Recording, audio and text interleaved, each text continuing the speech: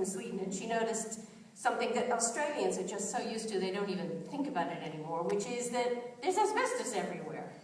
And coming from Europe, she was very aware that asbestos wasn't a good thing. So and here are Australians kind of with it in their houses and in their fences. And then when the house next to her burned down, it was an asbestos house.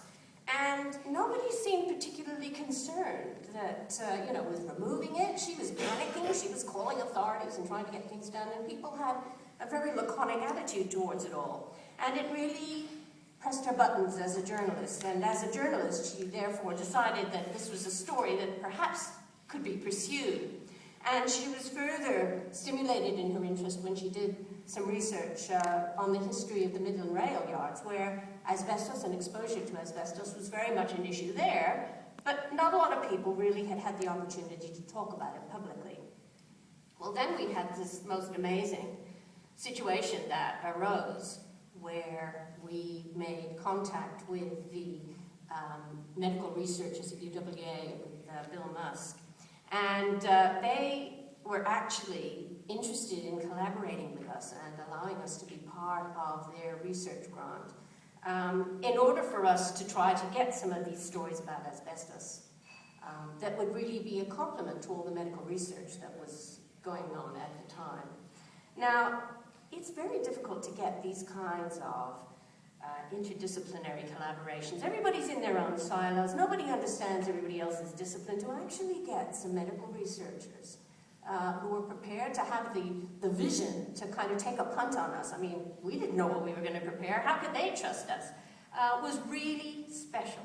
And the fact that the NHMRC was prepared to take a punt on us and actually allow money to be devoted to our research was also special. So it was really amazing, and we felt very quickly that we had quite a burden to bear, because we then started going out on what was called the Asbestos Stories project in order to find the stories about asbestos. And this is where we started with the people who were part of Bill's asbestos review program, which meant that there was this kind of recycling. You know, people were coming into him. They were being they were being told about our project and asked whether they'd like to volunteer. So we had people with stories coming to us who had not had a chance to tell their stories before. And there was a lot of anger that people were experiencing because their stories had been chilled. There hadn't been the opportunity for them to tell it. Often people didn't want to hear. Often, as the Bojakoviches can attest to, there were all sorts of issues to do with compensation cases that could potentially be jeopardized by public discussion of cases. So there was a lot of pent-up anger, and therefore an equivalent sense of release when people actually found that there were people around who were interested in hearing what they had to say and assembling effectively their witness statements, as David was talking about, in a site for all. We also used the experience as a way of extending our pedagogy. Mia has been really the journalist who's had most responsibility for gathering stories, and included asbestos stories as an assignment for her students in our radio documentary unit. So we actually had students, and this idea of young students going out and meeting older people and getting their experiences has always been something we've been very keen on here. But doing it in the context of asbestos, where these students were having to negotiate really people's trauma, their grief, in order to facilitate their telling of the tales, was a very interesting reflexive exercise for us and for the students. And we're very grateful for their participation because we were able to send them out as a kind of, collective of story collectors, we were able to get access to many more people than we might have had the opportunity to do on our own.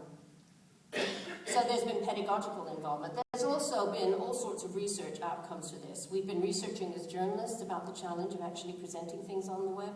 We've been looking at the challenges in terms of dealing with trauma, both as the trauma that obviously our interviewees are going to be exposed to by reliving often painful situations for them, But also for the journalist hearing these kinds of stories, it's very confronting as well, and you have to find a way of building up your own resilience in order to do the right thing by the people that you're coming into contact with. And this formed Mia's PhD project, which has basically been going in tandem. She's done 2 documentaries under the umbrella of this project for Radio National, and has been looking at her own practice in dealing with people who were traumatized and her own reactions to dealing with trauma herself, as we've been building up this witness part of the website.